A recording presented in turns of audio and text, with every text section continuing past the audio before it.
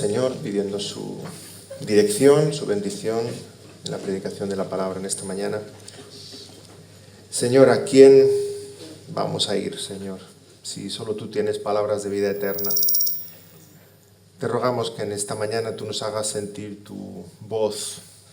Para algunos un dulce susurro al oído, para otros un grito, Señor, de advertencia. Señor, que tú nos exhortes y nos consueles con tu santa palabra. Que no sea yo el que esté hablando, Señor, sea el Espíritu a los corazones, porque necesitamos escuchar tu voz, la voz del buen pastor que nos guía a través del camino de esta vida, aún en valle de sombra de muerte. Señor, tu vara y tu callado nos infunden aliento. Queremos estar cerca de ti para seguir tus pasos. Y te rogamos que en esta mañana tú nos hables de nuevo a los corazones. En el nombre del Señor Jesús. Amén.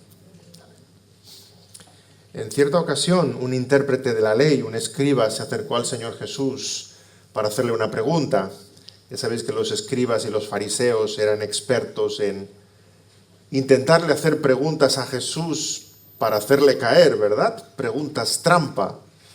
Así que aquel escriba se acercó al Señor y le preguntó qué debía hacer para heredar la vida eterna. Y como los judíos son los expertos en responder a las preguntas con otra pregunta, el Señor Jesús le respondió con una pregunta. ¿Qué dice la ley? A lo que el escriba respondió, la ley dice, amarás al Señor tu Dios con todo tu corazón, con toda tu alma, con toda tu mente, con todas tus fuerzas, y al prójimo como a ti mismo. Sabemos que esto es el gran resumen de la ley, ¿verdad? Los dos grandes mandamientos que están resumiendo los 10 mandamientos. Y el Señor Jesús le respondió, bien, haz esto y vivirás. Qué respuesta del Señor, ¿verdad? Muy cierta. Cumple la ley y vivirás eternamente. Y el Señor Jesús aún nos lo dice hoy. Cumple la ley, cumple los 10 mandamientos perfectamente todos los días de tu vida y tendrás la vida eterna. Inténtalo. Pero cada uno de nosotros llegamos a esa conclusión que nos rinde a los pies del Señor Jesucristo. No puedo. Soy incapaz. Pero ese escriba pensaba que sí. El Señor Jesús le dice, haz esto y vivirás. Y en efecto, si fuéramos capaces de cumplir la ley, tendríamos la vida eterna. El problema es que no somos capaces de cumplir la ley. El Señor necesita transformar nuestros corazones por corazones que amen a Dios sobre todas las cosas y amen a nuestro prójimo como a nosotros mismos. Ahora bien, el escriba quería justificarse porque él pensaba que cumplía la ley, que amaba a su prójimo, pero que su prójimo era su amigo, que su prójimo era aquel que era cercano, otro judío igual que él. Entonces sigue con otra pregunta para tentar al Señor. ¿Y quién es mi prójimo? Y entonces el Señor le explica la parábola del buen samaritano. ¿Recordáis aquel hombre que va camino de Jericó y es asaltado por unos ladrones y es echado en el suelo como medio muerto? Entonces pasa por ahí un sacerdote que pasa de largo. Seguramente llegaba tarde a sus responsabilidades en el templo. Pasa por allí un levita, pero también pasa de largo, porque si el hombre estuviera muerto y lo tocara, entonces el levita, sabiendo la ley, sabía que estaría inmundo, ¿verdad? Entonces mejor no tocarlo. Y pasó de largo. Y pasó por allí un samaritano, y se detuvo, y curó sus heridas, y le llevó al mesón, y le pagó al mesonero. Y aún más le dijo, voy a hacer mi viaje, y cuando regrese, cualquier otra cosa que haya gastado de más, yo te lo pagaré. Cuídamelo. Y entonces Jesús le lanza la pregunta al escriba. ¿Quién pues de estos 3 te parece que fue el prójimo del que cayó en manos de los ladrones? ¿Qué pregunta? El escriba sabía que tenía que responder, el samaritano, evidentemente. Pero como samaritanos y judíos no se podían ni ver, evita la palabra samaritano. Y el escriba responde, aquel que usó de misericordia. Aquel que usó de misericordia con él. Entonces Jesús le dijo, ve y haz tú lo mismo. Esta parábola del Señor Jesús tiene el propósito de ilustrar la amplitud de ese segundo gran mandamiento. Ama a tu prójimo como a ti mismo. Es mucho más grande de lo que nosotros podemos imaginar. Pero esta parábola del Señor Jesús sobre todo también nos está ilustrando lo que es la misericordia. Es una descripción gráfica de qué es la misericordia. La misericordia no es solamente un sentimiento. La misericordia, tal como el Señor nos la enseña, nos lleva necesariamente a la acción. Usó de misericordia para con él. La misericordia es algo práctico, es algo cotidiano. Misericordia proviene del latín miserere, que es compadecerse, y cordia, de corazón. Compadecerse en el corazón, una palabra parecida también sería compasión, que significa sufrir con otro, y apela mucho al sentimiento, ¿verdad? Puede apelar directamente a nuestras emociones más profundas. Pero la palabra misericordia, tal como está en la palabra, tal como la describe el Señor Jesús, tal como se usa el lenguaje bíblico, se refiere a sentir el mismo dolor que uno siente y actuar para aliviar las penas y el sufrimiento que trae el pecado a nuestra vida. Dios tiene gracia para con nosotros, ¿sí? ¿Cómo trata Dios con nuestro pecado? Dios lo perdona. Y cuando lleguemos a su presencia, habrá sido borrado por completo de nuestra vida y de la humanidad. Dios tiene gracia para con nosotros como pecadores. Nosotros tenemos misericordia los unos con los otros, porque no podemos borrar el pecado, pero podemos aliviar el dolor del pecado en la vida de otros. Aliviamos el dolor que el pecado acarrea en la vida de muchos. Ya sea el dolor que trae nuestro propio pecado, porque sufrimos las consecuencias de nuestras propias decisiones, ya sea el dolor que trae el pecado de otros, porque sufrimos las acciones de otros sobre nuestra vida. Pero misericordia es aliviar ese dolor. Sin duda la palabra del buen samaritano nos mueve a ser buenos samaritanos, evidentemente, pero hemos de reconocer que el Señor Jesucristo es el buen samaritano. Despreciado entre los hombres, varón de dolores, pero Él se compadeció de nosotros. Nosotros somos aquellos magullados, echados en el camino porque nos han asaltado los ladrones. Pero el Señor Jesús no pasa de largo, nos encuentra en el camino de esta vida. Éramos sus enemigos, judíos y samaritanos no se pueden ni ver, no se hablan entre sí, y sin embargo Jesús se detiene y cura nuestras heridas y paga el precio de nuestro rescate. Y además, cuando regrese, va a acabar de pagar todo lo que nos pueda faltar. Cuando regrese, terminará todo lo que dijo que iba a hacer con nosotros. El Señor Jesús no vino a romper la caña cascada, ni a apagar el pábilo que humea. Vino a salvar pecadores con su gracia infinita. Y nosotros, imitadores del Señor Jesús, queremos aliviar la carga del pecado, teniendo misericordia de los que sufren. Hermanos, quisiera también ser con este sermón eminentemente práctico. Tener misericordia no significa irse a un pueblo remoto de un país tercermundista para llevar de comer a aquellos que no tienen. También eso es tener misericordia, pero empecemos con los de cerca, ¿sí? Ten misericordia con tu hermano que necesita una palabra de aliento. Estamos en días difíciles. Creo que todos necesitamos una palabra de aliento. Bueno, para eso están los pastores. No, para eso no están los pastores. Todos somos pastores los unos de los otros. Ten una palabra de aliento con tu hermano. Con tu esposa, tal vez necesita un abrazo y le expliques cuánto la valoras. Con tus hijos que necesitan tu compañía, tu consejo, tu dirección. Ten misericordia con aquellos que están en aflicción, con aquellos que están sufriendo las consecuencias del pecado. Y vemos progresión, como hemos dicho en los sermones anteriores, en estas bienaventuranzas vemos una progresión porque el Señor está describiendo el carácter, el ADN del cristiano, el ADN del ciudadano de la ciudad celestial. Y si la última bienaventuranza decía, bienaventurados los que tienen hambre y sed de justicia, ahora vemos que el que de verdad ama la justicia, crece en santidad, tiene un corazón lleno de misericordia.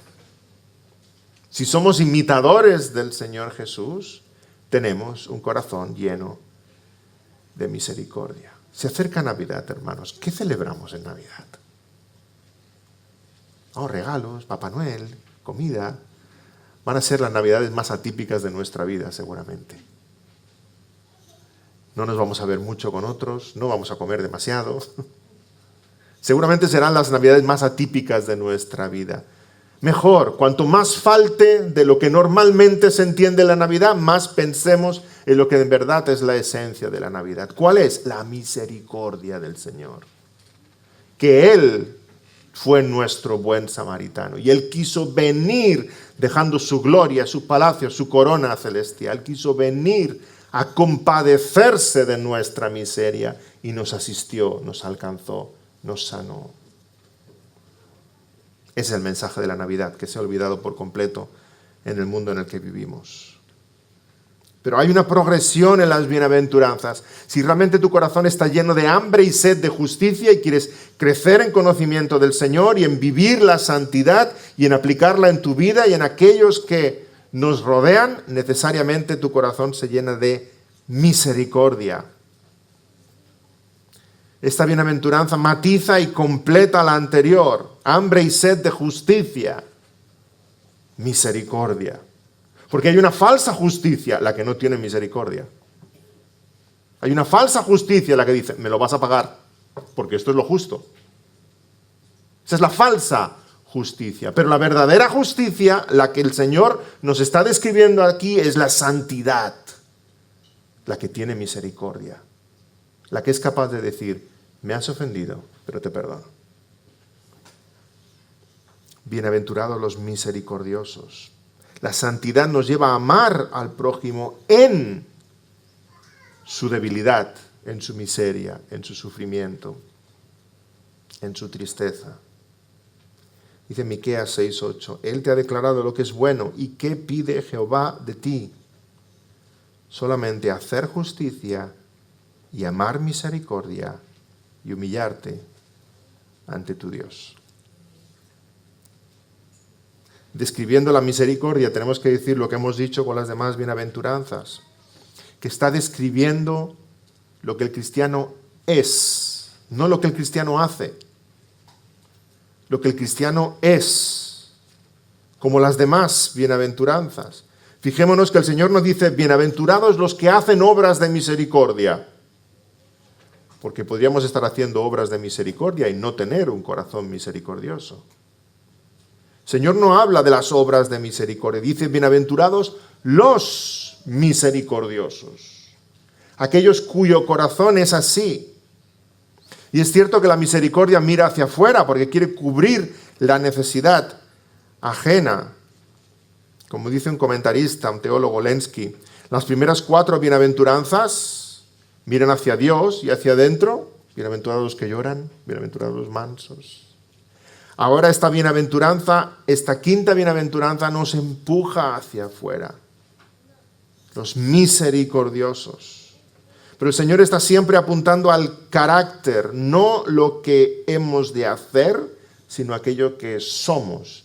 Porque si somos, ese corazón transformado nos llevará a hacer lo que hemos de hacer.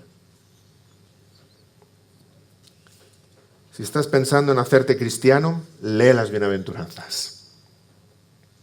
Si quieres evaluar tu cristianismo, lee las bienaventuranzas. Felices los pobres en espíritu, felices los que lloran, felices los mansos, felices los que tienen hambre y sed de justicia. Y ahora felices los misericordiosos. El cristianismo apunta al corazón, ¿nos damos cuenta? No es una religión más, Si estás considerando la fe cristiana, no pienses, a ver, ¿qué es lo que tengo que hacer? Eso es lo que vemos en todas las demás religiones. Te van a dar toda una lista de lo que tienes que hacer. Si haces todo esto, ya eres uno de los nuestros. Pero el Señor Jesús no nos da una lista de todo lo que tenemos que hacer. El Señor Jesús describe aquí en las bienaventuranzas lo que hemos de ser. Él nos transforma desde dentro hacia afuera.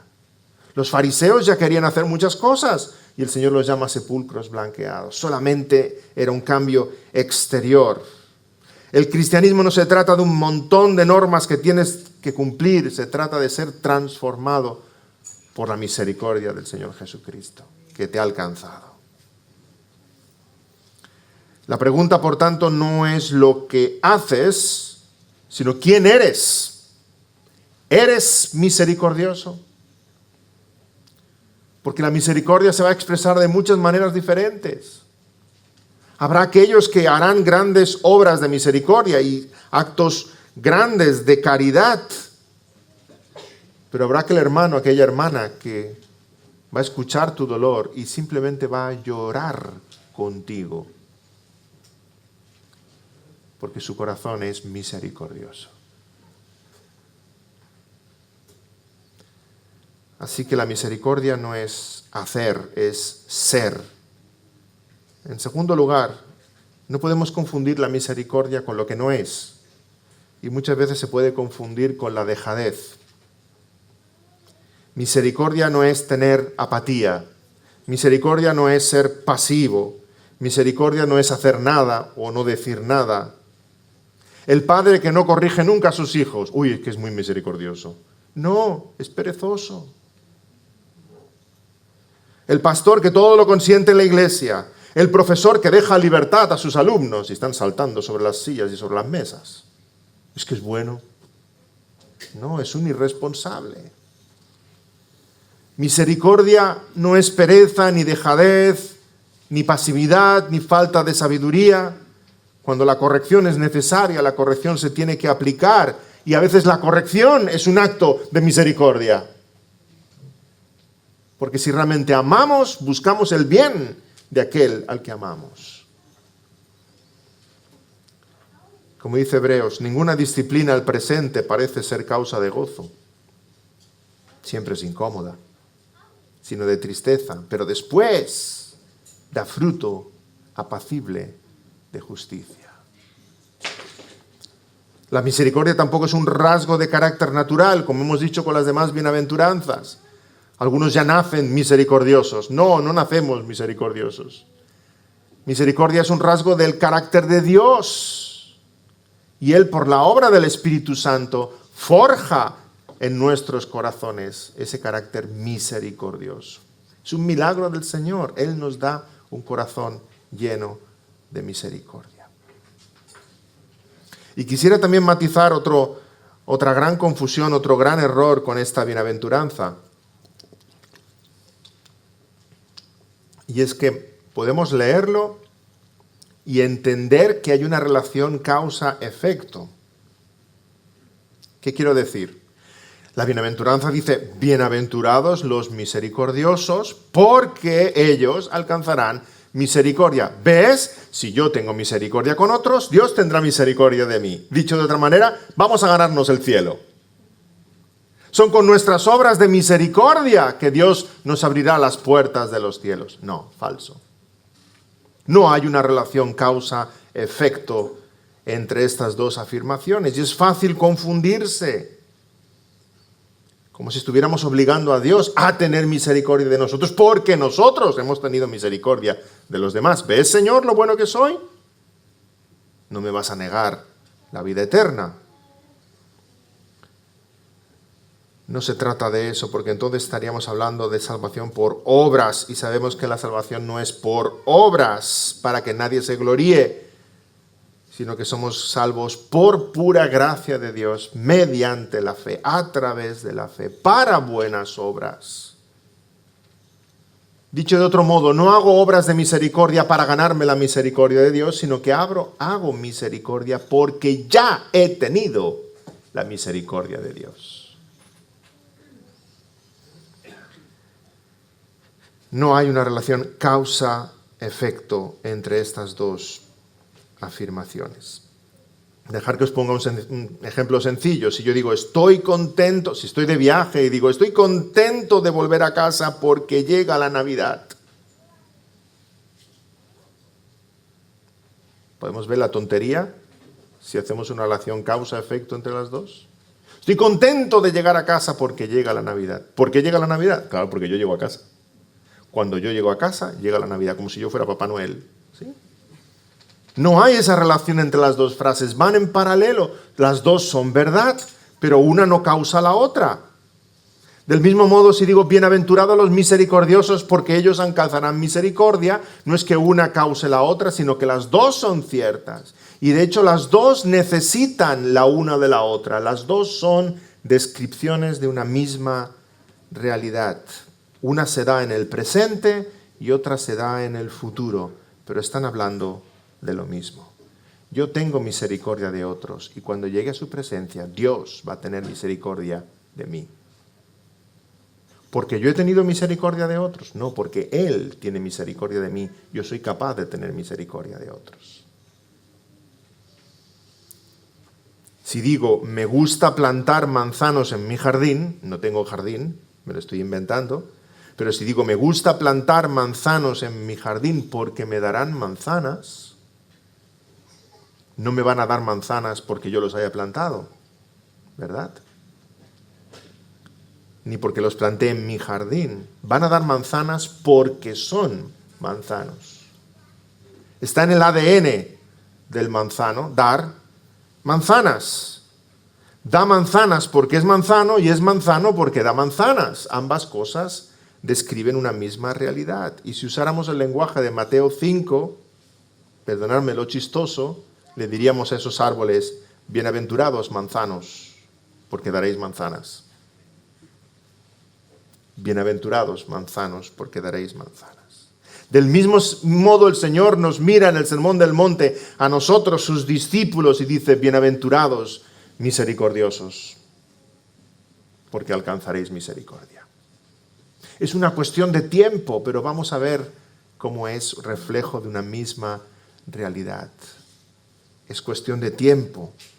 Hay una dimensión presente, nosotros tenemos misericordia, y en una dimensión futura, Dios tiene misericordia de nosotros.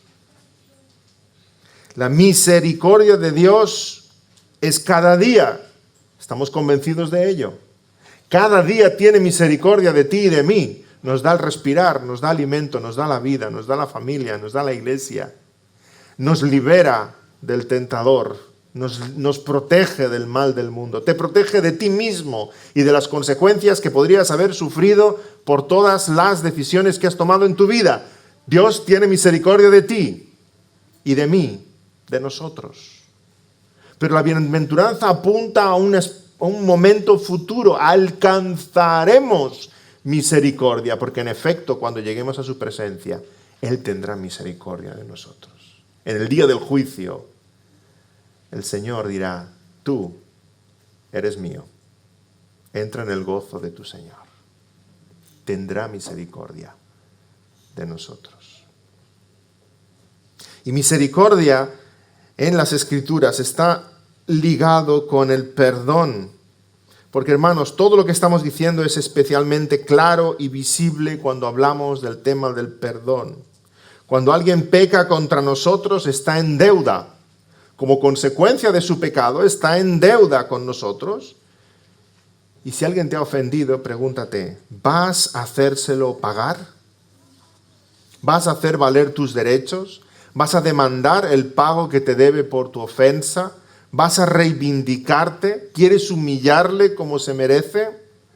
Todo eso no es cristiano, ¿verdad? El que no es cristiano no tiene ningún problema en dejarse llevar por todas esas emociones y llevarlas a la práctica.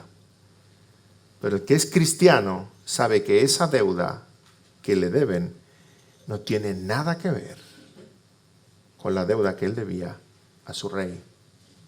Y como ha sido objeto de misericordia, tiene misericordia. Especialmente, hermanos, en el tema del perdón se ve nuestra capacidad y nuestro corazón misericordioso. Hasta tal punto que misericordia y perdón nos aparecen en el texto bíblico como sinónimos. Este es el caso de la parábola de los dos deudores que hemos leído antes. El Señor nos dice en Mateo 18 que un siervo le debía a su rey, a su amo, a su señor 10.000 talentos. Hice el ejercicio de pasarlo a euros, ¿vale? Casi nada, la friolera de 2.000 millones. Yo me pregunto, ¿qué hizo este siervo para deber 2.000 millones? Se fundió el presupuesto nacional, vamos. En vez de hacer una autopista, se hizo una fiesta. Y en vez de construir un hospital, se fue con sus amigos. ¿Y cómo pudo llegar a gastar 2.000 millones? Pero bueno, la cuestión es que es una deuda impagable. ¿Cuántas hipotecas necesitas para pagar 2.000 millones? ¿Cuántas vidas trabajando necesitas para pagar 2.000 millones? Es una deuda imposible de pagar. Esa es tu deuda con el rey, esa es tu deuda con Dios. De modo que el rey dio la orden de venderle a él y a su familia como esclavos, para aliviar un poco esa deuda, no para pagarla. Y el siervo suplicaba clemencia, y dice el texto que el señor de aquel siervo, movido a misericordia, le soltó y le perdonó la deuda. Nos damos cuenta de lo que está diciendo la parábola aquí. Este amo ya hubiese sido bueno si le dijera, mira, ¿sabes qué? Me debes 2.000 millones, pero te lo dejo en 1.000. Ya hubiese sido bueno. Hubiese sido bueno diciendo, mira, ¿sabes qué? Sé que no me lo puedes pagar, pero el resto de tus días, toda la vida laboral que te queda, me vas pagando todo lo que tú ganes. Con tu trabajo será para mí, hasta que te mueras. Algo es algo. Hubiera sido aún así benévolo. Pero se lo mira y dice, ante el asombro de todos, te perdono. Hermanos, eso es lo que Dios hace contigo y conmigo. Cuando clamamos, suplicamos su perdón. Primero has de ser consciente de tu deuda. ¿Lo eres? ¿Esos 2.000 millones? ¿Eres consciente de tu deuda espiritual con Dios? ¿Que has ofendido a un Dios santo? ¿Que mereces el infierno 1 y 100 veces? ¿Que es imposible agradarle?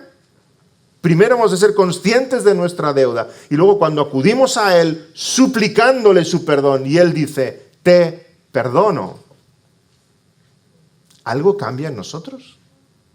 ¿Hay un corazón agradecido ante esa misericordia, ante esa bondad, ante esa gracia infinita?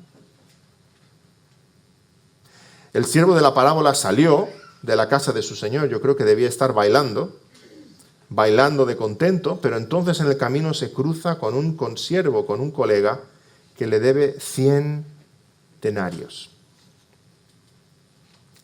unos 4.000 euros. Y haciendo de él,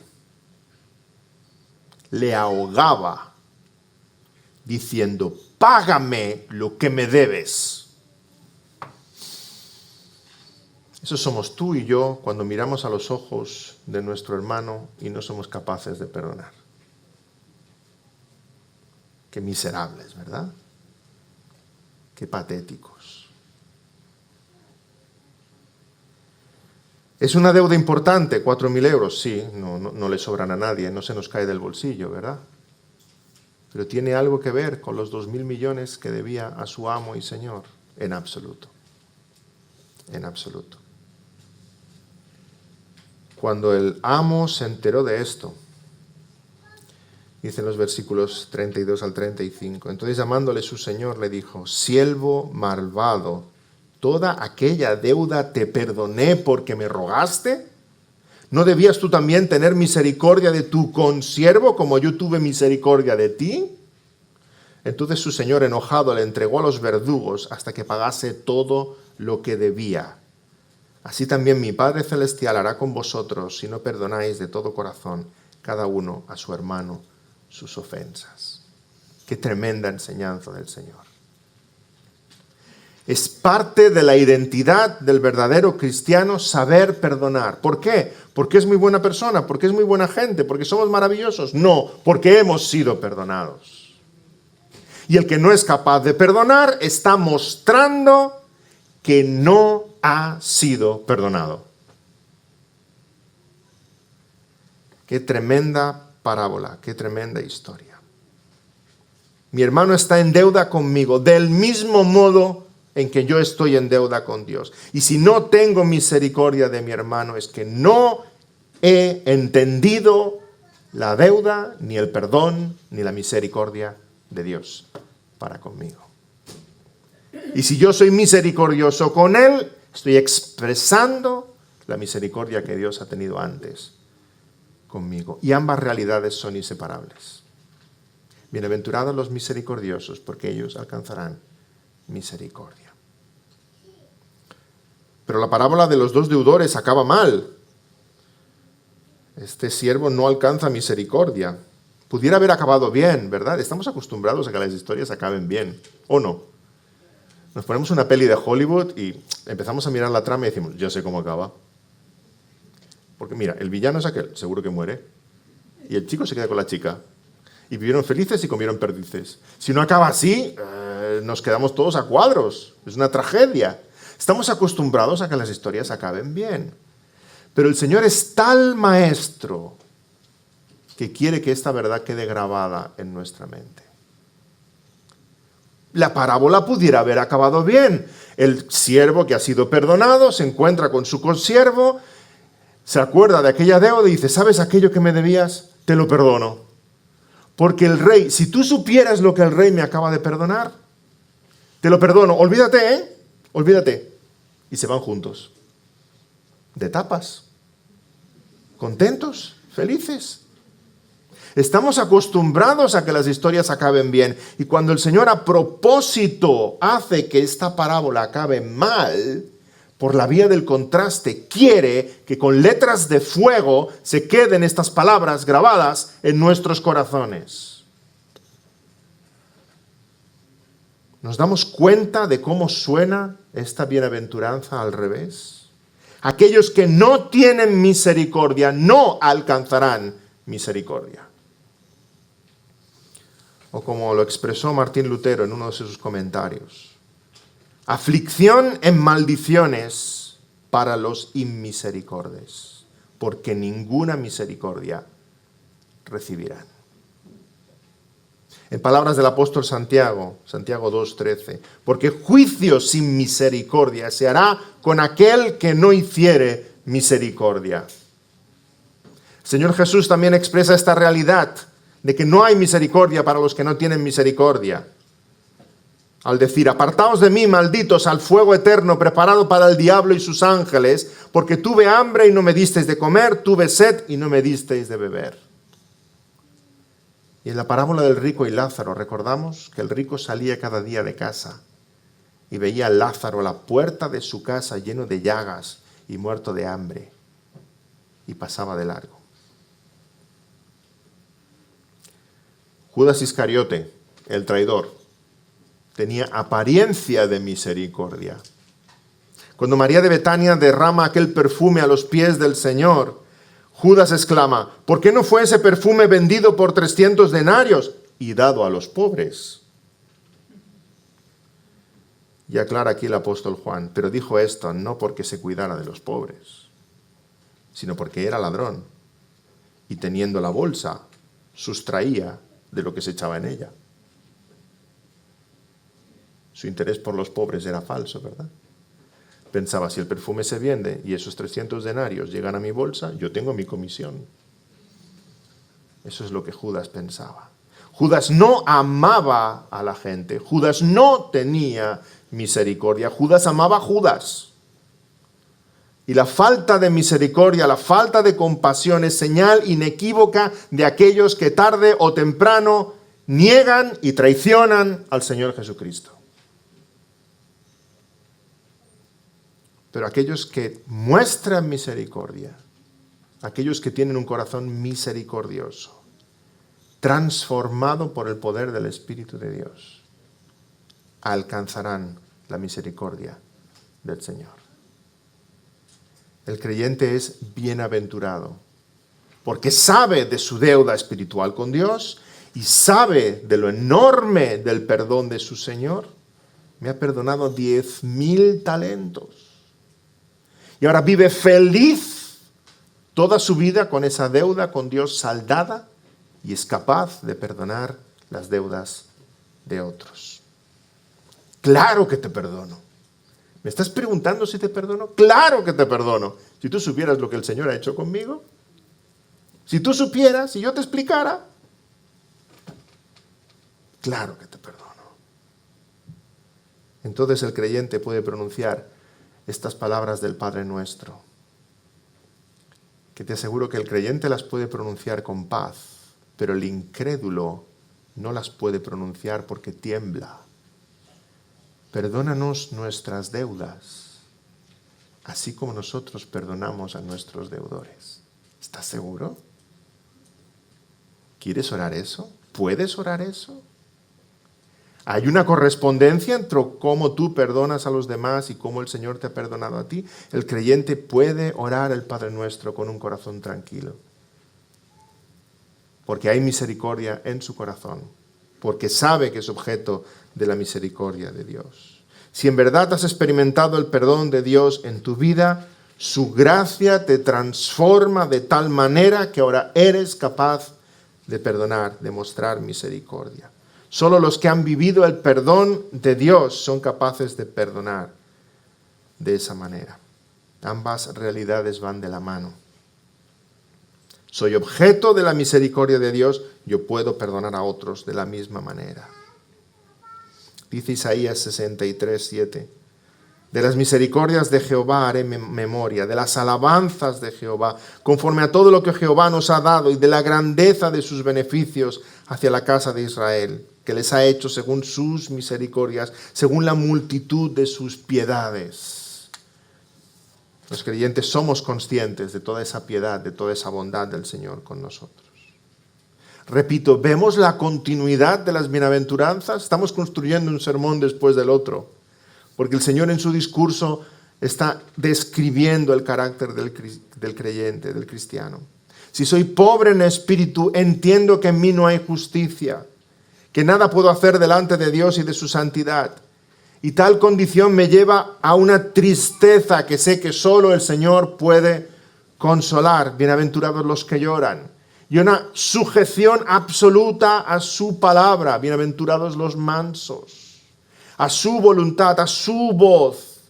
Y en la medida en que crezco en santidad, conformando mi vida a la voluntad de Dios, estoy creciendo en hambre y sed de justicia.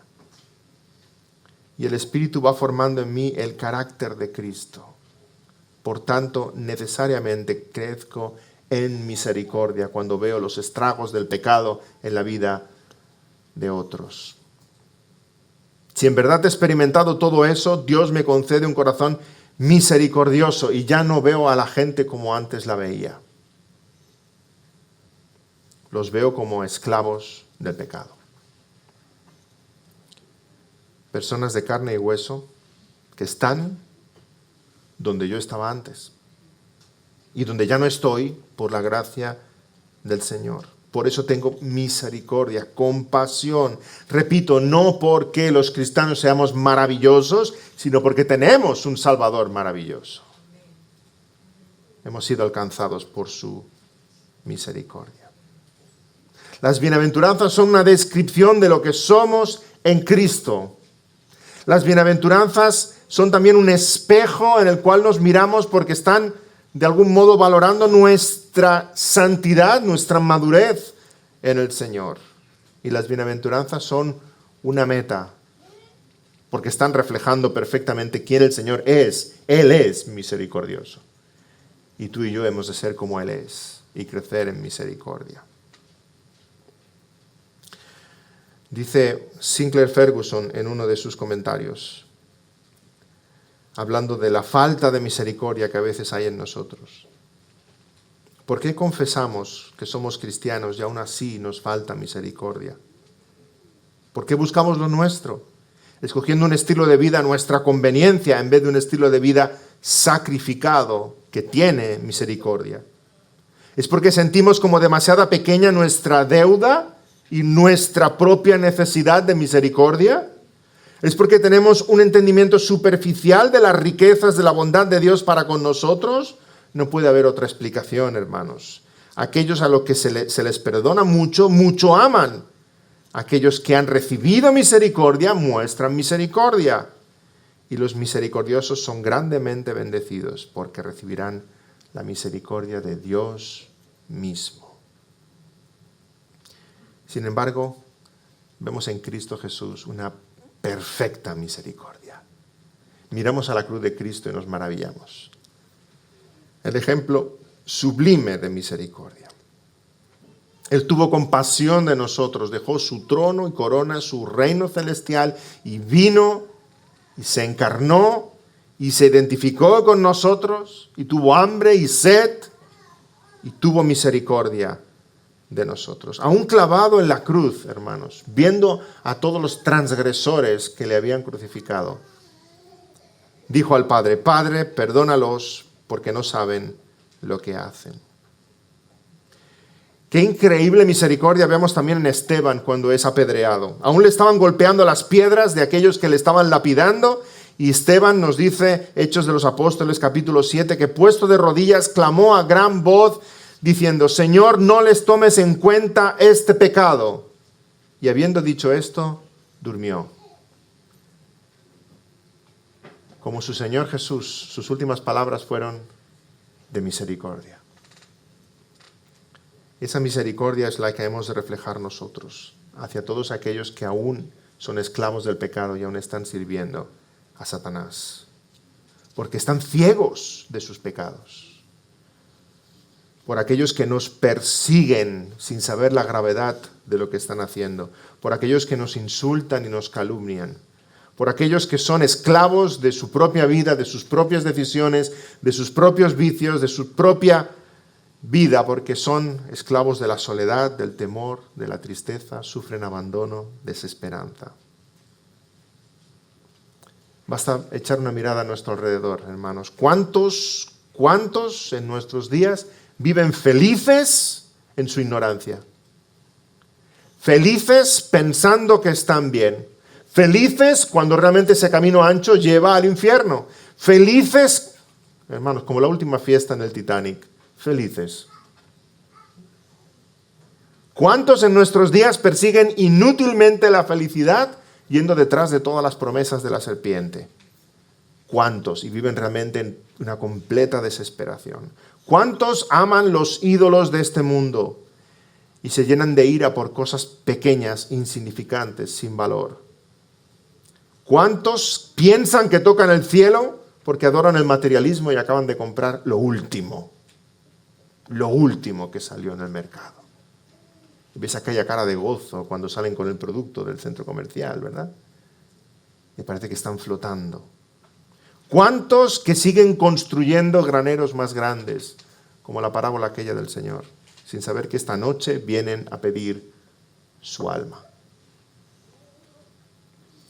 Si el Señor en la cruz rogó al Padre diciendo: perdónales porque no saben lo que hacen, cuánto más nosotros, que hemos sido ofendidos, mucho menos.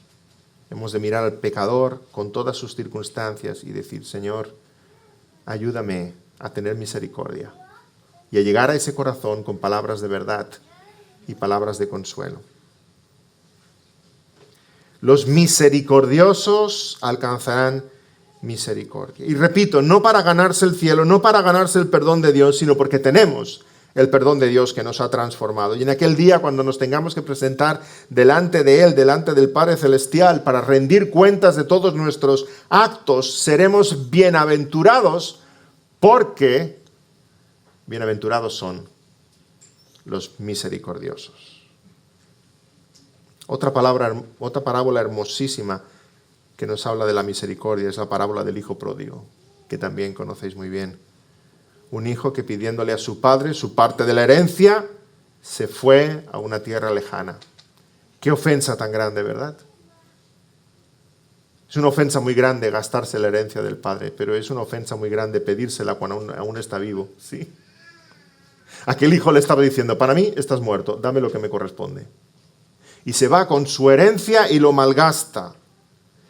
Y cuando hubo acabado el dinero, se acabaron también los amigos, se acabaron las risas, se acabaron los placeres. Acaba trabajando en una pocilga. ¿Nos damos cuenta de lo que significa para la mentalidad de un judío? Se va a una tierra lejana, una tierra extranjera y acaba trabajando en lo peor de lo peor para un judío. Entre animales inmundos, cuidando de cerdos en una pocilga. Pero no solo eso, sino que muerto de hambre quiere comer de las algarrobas de los cerdos. Y su amo le dice que no, que son para los cerdos, no para él. Está describiendo la situación máxima de miseria, de pesar, en la cual el pecador está a consecuencia de su propia transgresión y su propia ofensa contra Dios. Pero entonces en su desesperación el joven vuelve en sí. Y aquellos que somos de Cristo en algún momento hemos vuelto en sí. Y aquellos que aún no sois del Señor, rogamos al cielo para que volváis en sí. Volviendo en sí, dijo, ¿cuántos jornaleros en casa de mi padre tienen abundancia de pan? Y yo aquí me estoy muriendo de hambre. Me levantaré, iré a mi padre y le diré, Padre, he pecado contra el cielo y contra ti. Ya no soy digno de ser llamado tu hijo, hazme como uno de tus jornaleros. Al menos déjame trabajar en tu casa. Fregaré el suelo, pondré la mesa, cuidaré las vacas y me das un sueldo y pan, ya. Pero entonces es cuando encontramos la parte más sorprendente de esta maravillosa historia. Cuando la gracia de Dios simplemente nos abruma. Porque cuando está regresando a casa del Padre, aún estaba lejos, lo vio su Padre y movido a misericordia, corrió y se echó a su cuello y le besó. Y cuando él empieza a pronunciar esas palabras, Padre, he pecado contra el cielo y contra ti, él da órdenes a sus siervos. Matar un becerro, preparar fiesta, ha llegado mi hijo que antes estaba muerto y ahora está vivo. Día de gozo, día de celebración. Perdonado. Padre, pero yo quiero ser un jornalero en tu casa. No, tú eres mi hijo. No eres un jornalero. Y a veces vamos con esa actitud delante del Señor. Señor, te he ofendido mucho, pero te lo quiero pagar. No me lo vas a pagar. Gracia. Te perdono. Misericordia. Celebración. Entra en el gozo de tu Señor. Hay fiesta. Hay banquete. Hay celebración. La gracia de Dios es tan inmensa que funde nuestros corazones. Es tan incomprensible que seguimos resistiéndonos pensando que algo tenemos que pagar. Pero cuando algo tienes que pagar, hermano, la gracia ya no es gracia. Ya no es gracia.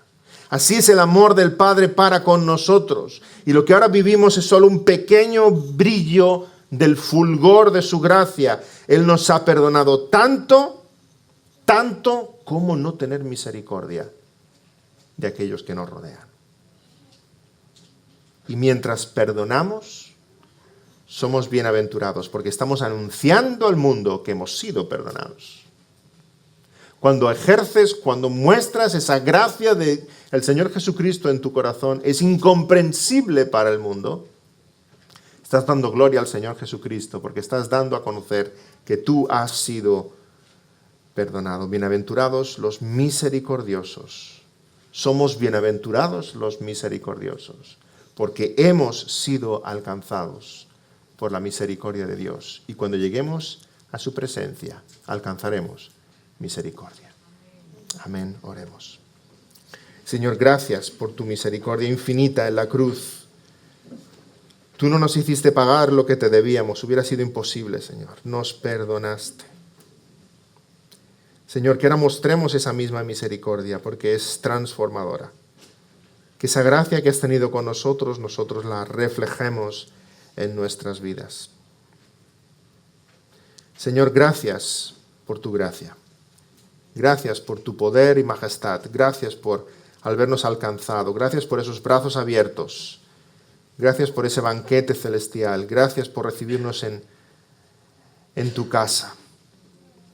Señor, gracias porque hemos sido alcanzados por tu misericordia. Y te rogamos que muchos más sean alcanzados y transformados por tu misericordia. Señor, que tú quieras poner en el corazón ese sentimiento de deuda en aquellos que aún no te conocen. Deuda porque han ofendido a un Dios muy grande, muy santo, perfecto, majestuoso, Señor. Deuda porque no cumplimos ninguno de tus mandamientos, porque si transgredimos uno de ellos somos culpables de todos. Deuda porque merecemos la condenación eterna, prisión eterna, Señor. Y sin embargo tú nos alcanzas con tu gracia y tu misericordia. Quieres un corazón contrito y humillado, y con ese corazón hemos de ir a tus pies y clamar por tu perdón. Padre, he pecado contra ti, para recibir tu perdón infinito. Señor, gracias porque tu misericordia nos ha alcanzado y te pedimos, Señor, que vivamos a la luz de esa realidad. Que tengamos misericordia con otros, que mostremos ese mismo amor, esa misma caridad, esa misma compasión que el Señor Jesucristo tuvo con nosotros. Y así estemos anunciando al mundo que verdaderamente tú rescatas pecadores. En el nombre del Señor Jesús. Amén.